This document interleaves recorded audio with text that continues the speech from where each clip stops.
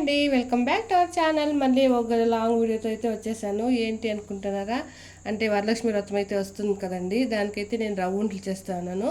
అది ఎలా చేయాలనేది అయితే ఇప్పుడు చూపిస్తాను. ఇక్కడ చూడండి, ఒక హాఫ్ కేజీ రవ్వ అయితే వేసి వేయించుకుంటా ఉన్నాను.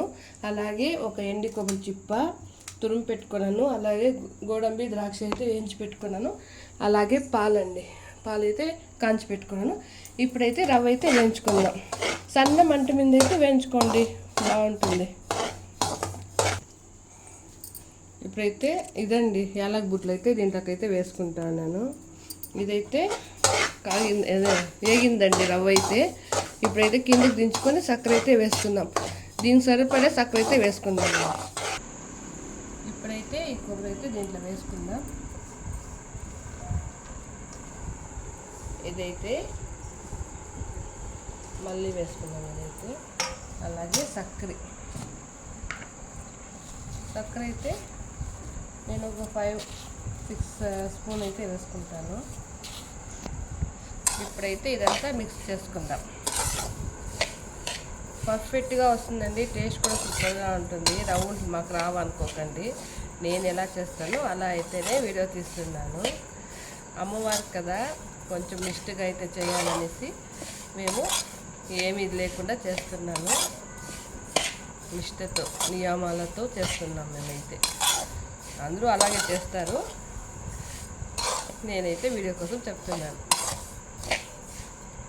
ఇప్పుడైతే పాలు కొంచెం కొంచెం వేసి ఉంట్లయితే పెట్టుకుందామండి. ఇప్పుడైతే కొంచెం కొంచెం అయితే వేసుకుంటాను.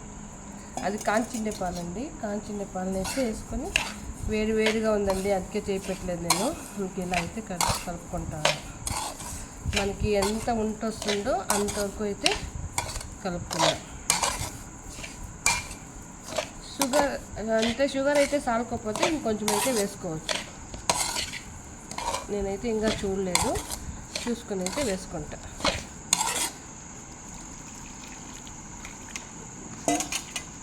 నేను షుగర్ అయితే ఒక 2 స్పూన్ అయితే వేసుకున్నాను అండి. టేస్ట్ అయితే చూడలేదు, కానీ ఎందుకంటే దేవుని కదా ఎంగులైతే చేయకూడదు అనేసి అయితే టేస్ట్ అయితే చూడలేదు. కానీ 2 స్పూన్లు అయితే ఎక్స్ట్రా అయితే వేసుకున్నాను.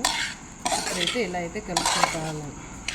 స్పూన్తో అయితే కలిపేకైతే అయ్యేదండి, అందుకే నేను చేతితో అయితే కలుపుకుంటున్నాను. మీరు దానికి కూడా ఏమనుకోకండి. కానీ వేడి అయితే ఉంది, చూసుకుని అయితే కలుపుకోండి. వేడి ఉంటే కూడా నాకేమో పర్వాలేదు, అడ్జస్ట్ అవుతుంది. నాకే రూఢి ఉంది కాబట్టి. అదైతే ఇప్పుడు కాదు, అన్నంకి వేసుకుందాం. ఇప్పుడైతే ఇది ఉండుకైతే రెడీ అయింది.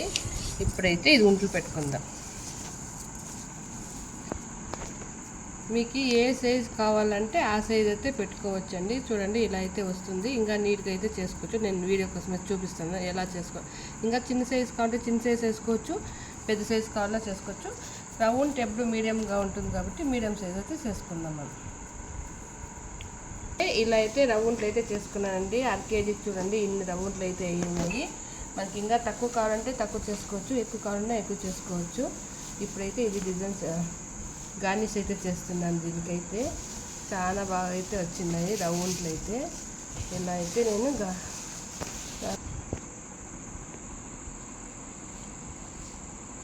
వెళ్ళాను. చూడండి, ఇప్పుడైతే ఇలా అయితే డెకరేషన్ అయితే చేశాను. ఎంత కలర్ఫుల్గా అయితే కనిపిస్తూ ఉంది కదా, చాలా అంటే చాలా బాగా వచ్చినాయి. ఇలాగే ట్రై చేయండి మీరు కూడా, సూపర్గా వస్తాయి రౌండ్లు అయితే. ఇదండి మా వీడియో. మీకు నచ్చితే లైక్ చేయండి, షేర్ చేయండి, సబ్స్క్రైబ్ చేసుకోండి. ఇలాంటి వీడియోస్ కోసం వెయిట్ చేస్తూ ఉండండి. ఓకేనండి, బాయ్.